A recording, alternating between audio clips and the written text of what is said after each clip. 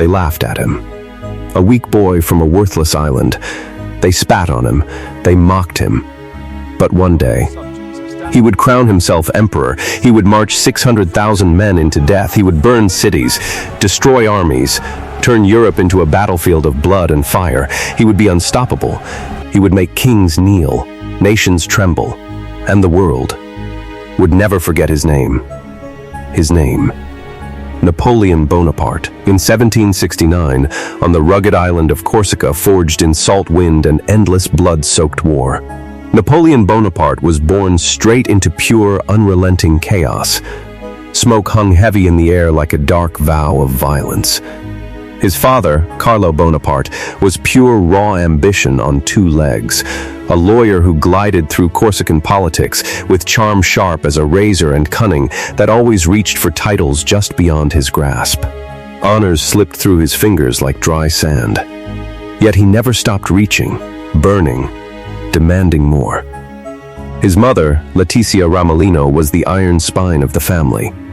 She had survived invasions that shattered entire homes, famine that clawed at starving bellies, political storms that turned brothers into enemies, and poverty that tested the soul until it either shattered or became unbreakable. And she demanded that same unbreakable iron endurance from every single child she raised. Napoleon was the fourth child in a roaring household of siblings. Noise, competition, relentless pressure.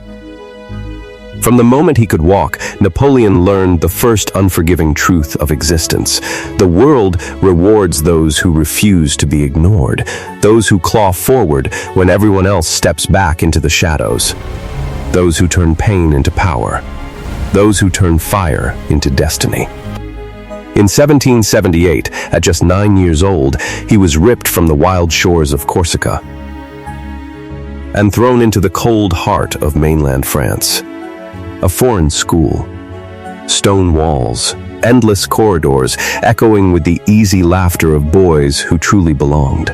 His French twisted in his mouth. His patched clothes screamed poverty. He did not belong, not here, not anywhere, not ever. And yet, in that crushing isolation, something ancient and unstoppable inside him shifted.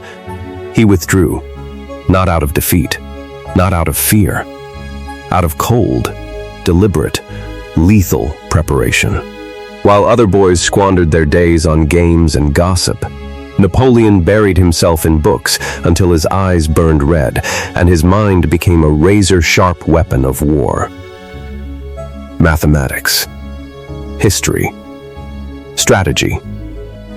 He consumed them like a man dying of thirst in the desert. Alexander the Great carving empires out of dust. Julius Caesar crossing the Rubicon with nothing but raw will. He dissected their every move like a surgeon with a blade. He didn't admire. He studied.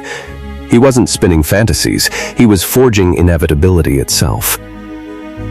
In 1785, his father died without warning. Napoleon was 16.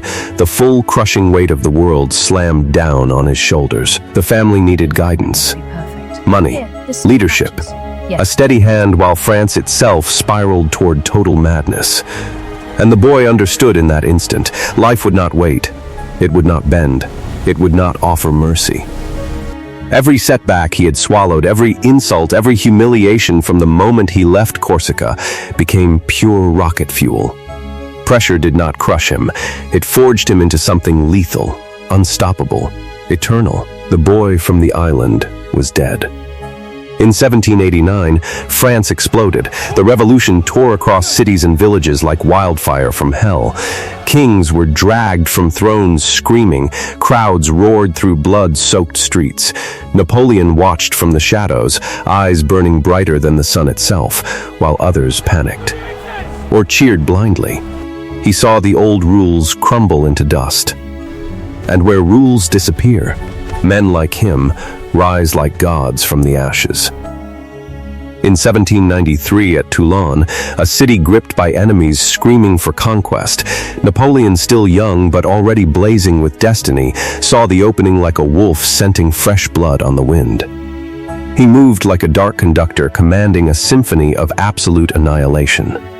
Cannons thundered across the harbor, walls shattered and bled stone.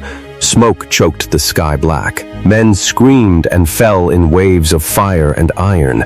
He calculated every shot, every charge, every desperate counter like a predator in total, merciless control. The city fell. And in that moment, the outsider from Corsica stopped being a joke. His name exploded across France, whispered now with awe, with fear. In 1796, he took command of the army of Italy. Hungry, ragged soldiers, morale on its knees, chaos, wearing the mask of discipline. Napoleon did not simply lead. He set them on fire from within. He walked through mud and blood, looked every man in the eye, and spoke like a prophet promising glory, wealth, and survival against impossible odds. And then he delivered. Battles came faster than thought. Enemies laughed at the small Corsican. They died regretting it in rivers of blood. Victory after victory. Lightning strikes that stunned all of Europe into silence, amid the roar of cannons and the smell of gunpowder. Love crashed into his life like a storm at sea. Josephine de Beauharnais. Elegant, sophisticated. A widow whose grace could melt iron and whose connections opened every door in the world. Napoleon loved her with a passion that bordered on divine madness.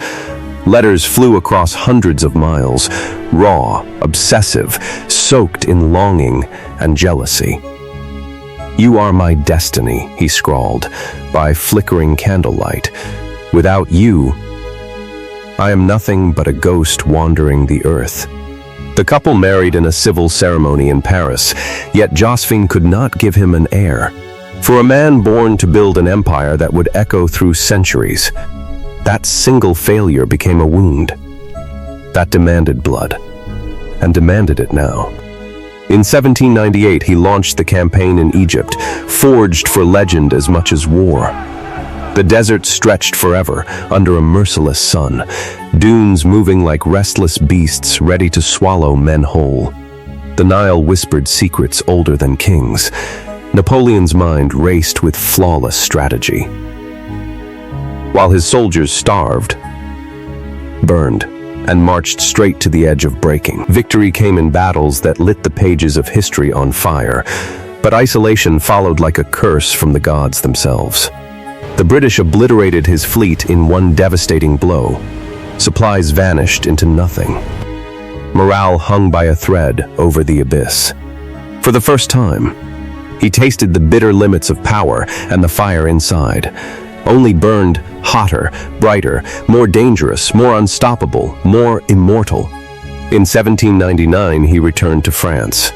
The nation was crumbling, leaderless, terrified, on its knees.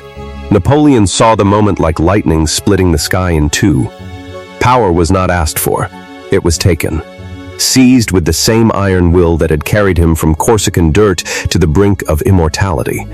In 1804, he crowned himself emperor. No king had ever dared. The boy once slammed against walls now stood above nations. Yet even emperors are flesh and blood.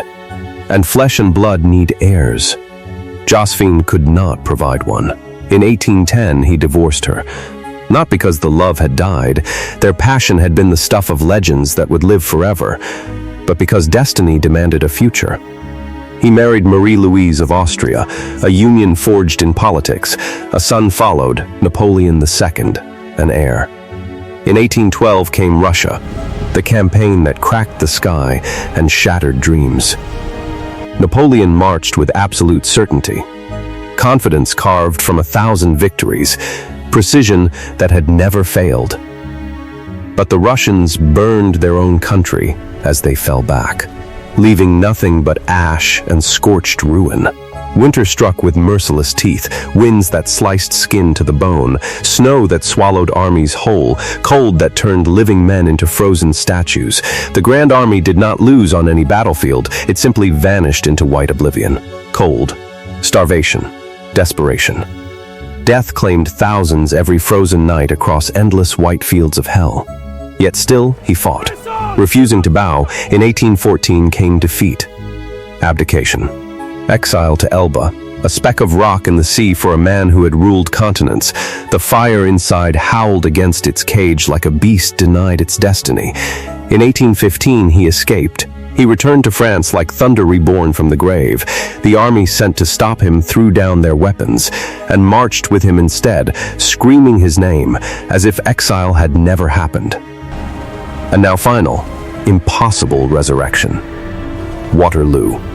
Rain hammered without mercy, mud swallowed boots and cannon wheels, confusion reigned supreme, mistakes multiplied like fatal wounds. The final blow fell.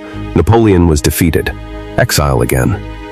St. Helena, isolated, alone, staring across an endless ocean that mocked every dream he had ever burned for. In 1821, Napoleon Bonaparte died, not in battle, not on a throne surrounded by glory, but alone, far from everything he had built with blood and fire.